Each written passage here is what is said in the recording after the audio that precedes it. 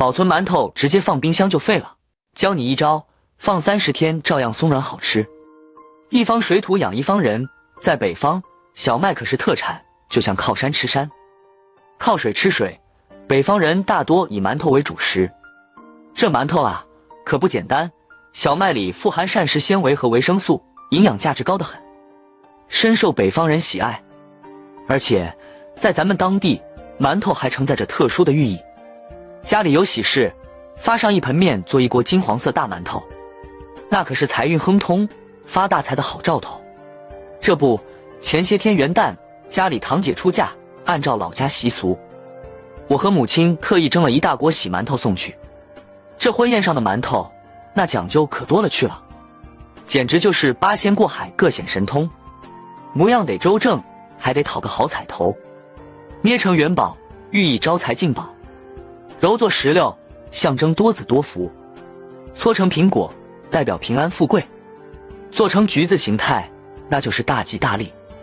这洗馒头里还藏着各种吉祥馅料，红枣、花生、桂圆和莲子，暗合早生贵子的吉言。这类婚庆用的馒头，平日里可不多见，街上根本买不到。母亲年轻时在学校承包食堂，练就了一手蒸馒头的好手艺。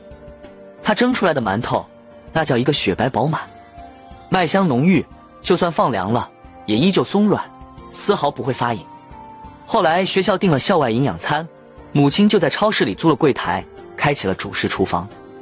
馒头、花卷、豆包、肉笼，每天超市没关门，就卖完收摊了，生意那叫一个火爆。今天小王就把母亲亲授的快速发面诀窍分享给大家。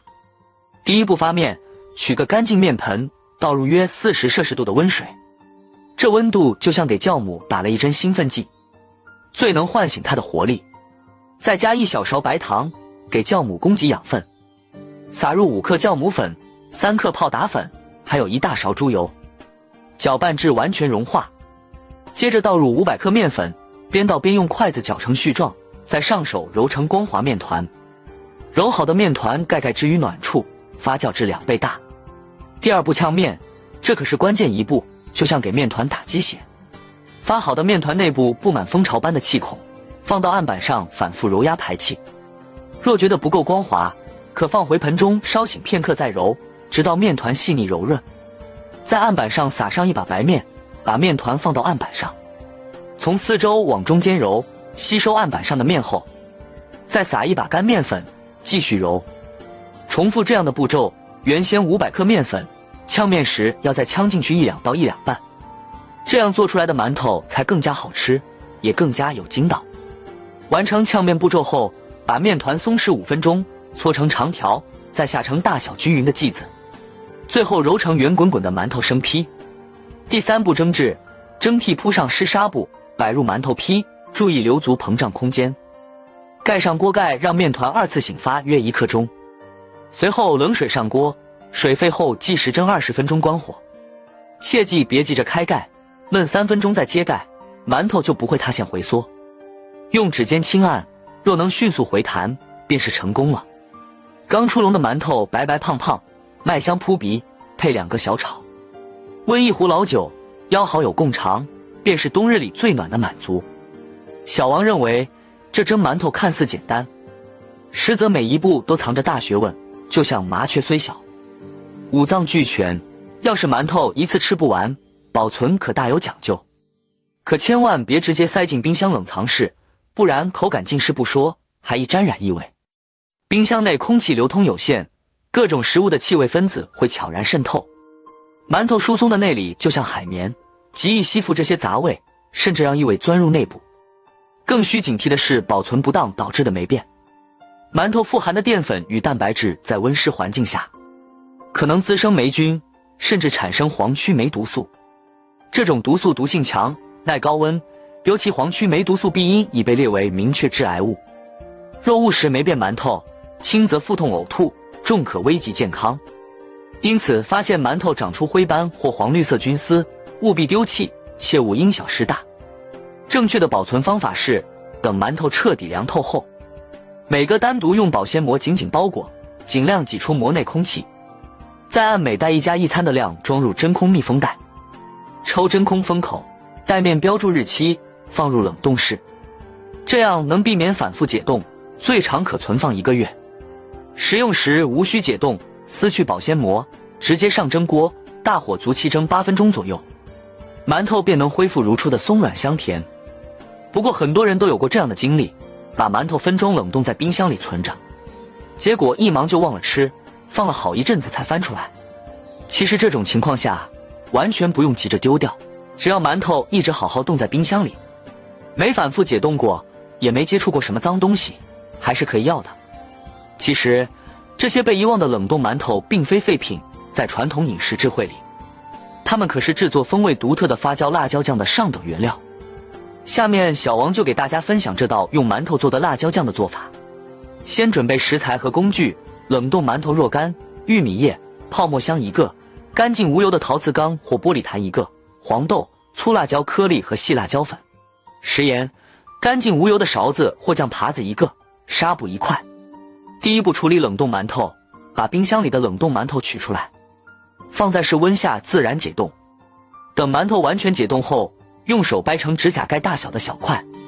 接下来是发酵前的铺垫工作，取准备好的玉米叶，若没有新鲜玉米叶，干玉米叶、洗净晾干的芭蕉叶、食品级硅胶蒸垫或纯棉蒸布都可替代，用清水反复冲洗干净，放在通风处晾干表面水分。找一个干净的泡沫箱，在箱子底部铺一层约2-3厘米厚的玉米叶，然后把掰好的干馒头块均匀地铺在玉米叶上。铺的时候别压实，要让馒头块之间留有缝隙。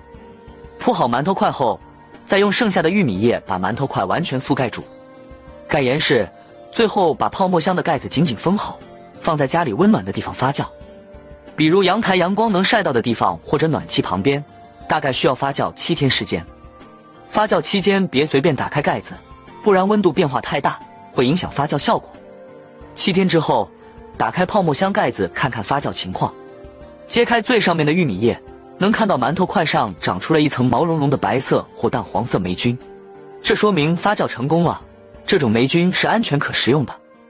如果看到霉菌是黑色、绿色，或者闻着有酸味、臭味，那就说明发酵失败了，这样的馒头就不能用了，直接丢掉就行。把发酵好的馒头块取出来，放进提前准备好的干净陶瓷缸或玻璃坛里。接下来处理黄豆，黄豆提前用清水浸泡8个小时，泡到饱满变软。泡好的黄豆捞出来，沥干水分，放进蒸锅里，在蒸屉上垫一层纱布，防止黄豆粘在蒸屉上。开火蒸，水烧开后转中火蒸1个小时，蒸到用手轻轻一捻，黄豆能完全碾成粉末状，没有硬芯，就说明蒸好了。蒸好的黄豆晾凉到室温，倒进装有发酵馒头块的缸里，然后根据自己的口味加入粗辣椒颗粒和细辣椒粉，喜欢吃辣的多放，不怎么能吃辣的少放。加的时候用手轻轻翻拌一下，让辣椒和馒头块、黄豆初步混合均匀。接下来准备盐水，一般情况下1斤干馒头需要搭配50克食盐，比如500克干馒头就放50克盐。找一个干净无油的盆，倒入适量清水，加入食盐，搅拌均匀，直到盐完全溶解在水里，盐水就做好了。把调好的盐水缓缓倒入陶瓷缸里，倒的时候用勺子轻轻搅拌一下，让盐水均匀渗透。倒完盐水后，用一块干净的细密纱布把坛子口封住，既能防止灰尘、虫子等脏东西进入，又能让坛子内外的空气少量流通，有利于后续的2次发酵。封好纱布后，把坛子放到厨房的角落或者暖气房里，继续发酵20天。从发酵的第7天开始，每天都要打开纱布，用干净无油的勺子或酱耙子把坛子里的酱料搅拌一次，搅拌的时候要轻轻的，把底部的食材翻到上面来，让所有食材都能均匀发酵，还能排出坛子里产生的气体。随着发酵时间的推移，坛子里的酱料颜色会慢慢变深，从淡黄色变成深褐色，质地也会从稀松变得浓稠，像酸奶一样细腻，闻着有一股浓郁的香辣味。这就说明辣椒酱已经制作完成了。做好的辣椒酱可以装进干净的密封罐里，放在冰箱里冷藏保存，能放好几个月。平时吃的时候，用干净的勺子舀出来。不管是拌面条、拌米饭，还是蘸饺子、拌凉菜，都特别香。